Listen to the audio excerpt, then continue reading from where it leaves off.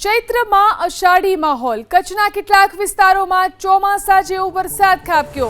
પૂર્વ કચ્છ અને પશ્ચિમ કચ્છમાં ભારે પવન અને વીજળીના કડાકા ભડાકા સાથે ધોધમાર વરસાદ ખાબક્યો।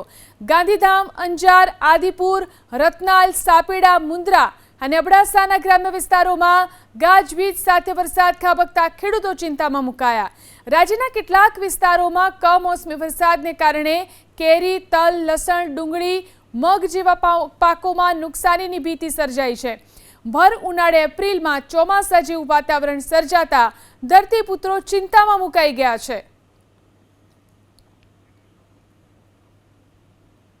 તો કચ્છમાં કમોસમી વરસાદ જે રીતે વરસી રહ્યો છે, ખેડૂતોની ચિંતા વધી છે। જોઈ શકાય છે કચ્છના અલગ અલગ વિસ્તારોમાં જે રીતે વરસાદ ખાબક્યો છે, ગાંધીધામ, અંજાર અને મુન્દ્રામાં વરસાદ ખાબક્યો। ભારે પવન સાથે ક્યાંક વરસાદી ઝાપટા વરસ્યા તો ક્યાંક ભારે વરસાદ થયો। જોઈ શકાય છે આ દ્રશ્યોની અંદર જાણે કે અષાઢી વાતાવરણ હોય તેવું લાગી રહ્યું છે, ભર ચોમાસું હોય તેવું લાગી રહ્યું છે અને તે રીતનો વરસાદ કચ્છમાં આ તમામ વિસ્તારોની અંદર વરસ્યો છે। કમોસમી વરસાદને કારણે ખેડૂતોની પણ ચિંતા વધી છે, ખેડૂતોના પાકને નુકસાન થઈ શકે છે। વધુ જાણકારી મેળવી અમારા સંવાદદાતા હર્ષદ ફોન લાઈનથી જોડાયા છે। હર્ષદ, શું સ્થિતિ છે વરસાદની? આજે ક્યાં ક્યાં વરસાદ અને આ વરસાદને કારણે કેટલું નુકસાન? જિલ્લાના હવામાન વિભાગે જે રીતે વરસાદની આગાહી કરી છે, ગત મોડી રાતથી જ કચ્છ જિલ્લાના મોટાભાગના વિસ્તારોમાં વરસાદી માહોલ જોવા મળી રહ્યો છે।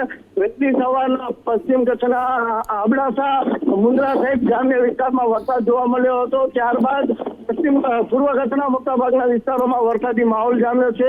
ગાંધીધામ, આદિપુર, અંજાર, સાપેડા સહિત ગ્રામ્ય વિસ્તારમાં વરસાદી માહોલ જોવા મળી રહ્યો છે। કમોસમી વરસાદના કારણે ચોક્કસથી ખેડૂતોના પાકને મોટા પ્રમાણમાં નુકસાન થવાની ભીતિ છે। કેરીના પાકને સૌથી મોટા પ્રમાણમાં નુકસાન થવાની ભીતિ છે। ઘઉં અત્યારે જે વાઢીને રાખ્યા છે તેને પણ નુકસાન થવાની ભીતિ છે સામે આવી છે। હજુ પણ જિલ્લામાં વરસાદ પડે તેવી શક્યતા ચોક્કસથી દેખાઈ રહી છે।